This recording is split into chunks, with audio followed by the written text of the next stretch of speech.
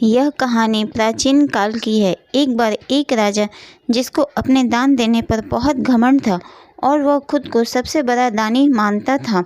राजा जितना दान देता उतना ही उसका प्रचार करता और वह जब भी किसी से मिलता या उसके राज्य में कोई अतिथि आता तो उसको अपने दान की बहुत बड़ी बड़ी कहानियाँ सुनाया करता और खुद ही यह भी घोषित कर दिया करता कि इस पृथ्वी लोक पर वही सबसे बड़ा दानी है। एक बार उनके राज्य में एक महान संत आए और कुछ दिन पूरे राज्य का भ्रमण करने के बाद वह राजा से मिलने पहुंच गए। राजा ने उनको ढेर सारा दान देने की कोशिश की, पर उन्होंने यह कहकर मना कर दिया कि वह दान में केवल अन्न ग्रहण करते हैं, वह भी एक दिन का। राजा को यह बात सुनकर बड़ा आश्चर्य हुआ कि इस संसार में ऐसे भी लोग हैं जिनको मोह माया से किसी प्रकार का लोभ नहीं और वह केवल अपनी ही धुन में रहा करते हैं। राजा ने संत को अपने महल पर भोजन के लिए बुलाया और अपने दान की बातें करने लगा। राजा की बातें सुनकर संत राजा की मनोदशा को अच्छे से भांप गए। भोजन के बाद राजा ने संत से पूछा, क्या आपने कभी मुझसे बड़ा दानी देखा है? संत ने मुस्कुराते हुए कहा, मैंने अनेक ऐसे लोग देखे हैं जो तुमसे बड़े दानी हैं। यह बात सुनकर राजा चौंक गया और संत से बोला, अगर ऐसा है तो चलो मुझे भी दिखाओ, मैं भी अपने से बड़े दानी को देखना चाहता हूँ और यह भी देखना चाहता हूँ कि उसने दान में क्या क्या दिया है। संत राजा को अपने साथ गांव की ओर ले गए। गांव में एक किसान अपनी फसल को खेत से लेकर जा रहा था। संत ने उस किसान से कहा, मुझे अपने शिष्य के भोजन के लिए आपकी फसल का आधा हिस्सा चाहिए, क्या आप मुझे यह दान में दे सकते हो? किसान ने मुस्कुराते हुए संत से कहा, आप जितना चाहें उतना ले जाइए। राजा ने अकड़ कर कहा, लगता है इस बार फसल बहुत अच्छी हुई है। किसान ने बड़ी विनम्रता से कहा, नहीं, इस बार फसल पहले की तुलना में बहुत कम हुई है और इस फसल से मुश्किल से मेरे परिवार का गुजारा हो पाए। राजा फिर गुस्से में बोला, तो फिर तुमने यह फसल दान में देने के लिए हामी क्यों भरी?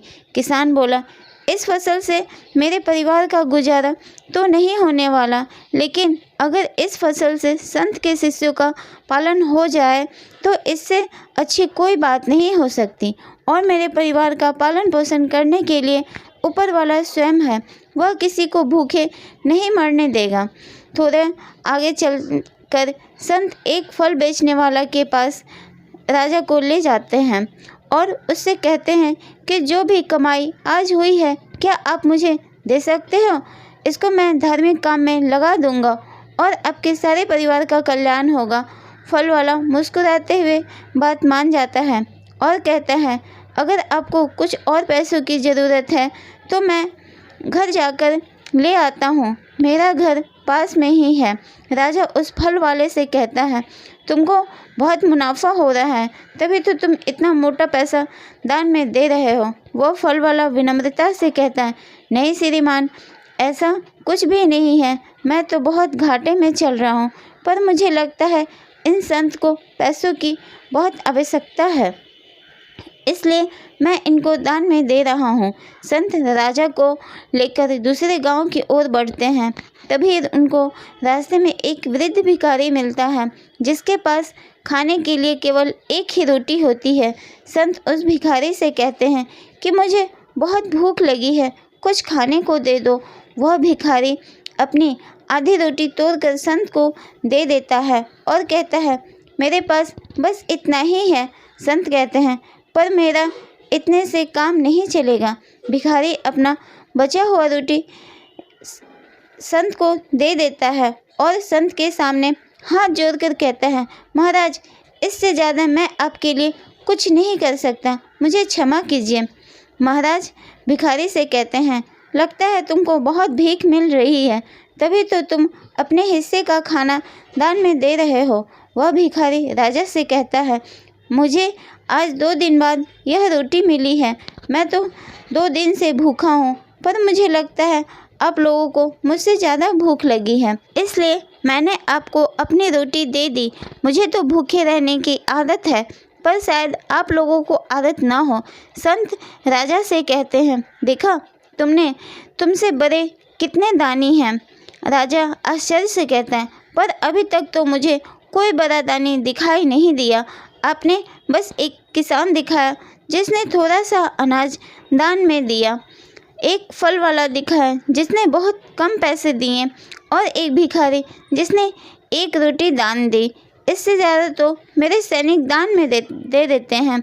संत ने मुस्कुराकर कहा, महाराज आप अभी मेरी बात नहीं समझ रहे हैं।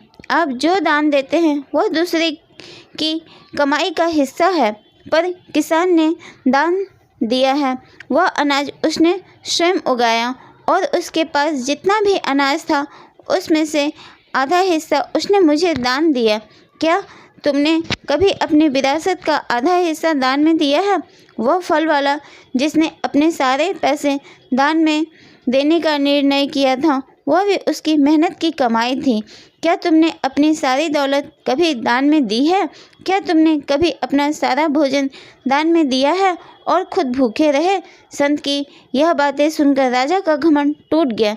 राजा को वह सच्चाई दिखाई दी जो अब तक उसने नहीं देखी थी। उसको यही लगता था कि वह सबसे बड़ा दानी है, पर आज संत ने जितने लोगों को दिखाया वह सब उससे भी बड़े दानी थे, क्योंकि राजा ने न कभी मेहनत की थी और न ही कभी अपने हिस्से की सारी दौलत दान में दी थी। पूर्वजों से जो उसको मिला और राज्य की लगान से जो कर आता उसका एक हिस्सा राजा दान में देता और स्वयं को सबसे बड़ा दानी समझता था। शिक्षा, इस कहानी से हमें शिक्षा मिलती है कि हमें कभी भी किसी बात का घमंड नहीं करना चाहिए। अगर हम कुछ दान में दे रहे हैं या अपनी पूंजी का कुछ हिस्सा भले कार्य में लगा रहे हैं तो हमें उसका ढिंढोरा पीटकर सबको नहीं बताना चाहिए। एक पुरानी कहावत में कहा गया है, असल दान वही है जो एक हाथ से देने पर दूसरे हाथ को पता न लगे। तो दोस्तों, आपको ये कहानी कैसी लगी प्लीज़ मुझे कमेंट के माध्यम से बताएं। अगर मेरे चैनल पर नए हैं तो मेरे चैनल को सब्सक्राइब कर लें। मैं आपके लिए ऐसी कहानी लाया करती हूँ। तो मिलते हैं अगले वीडियो में, तब तक के लिए नमस्कार, धन्यवाद।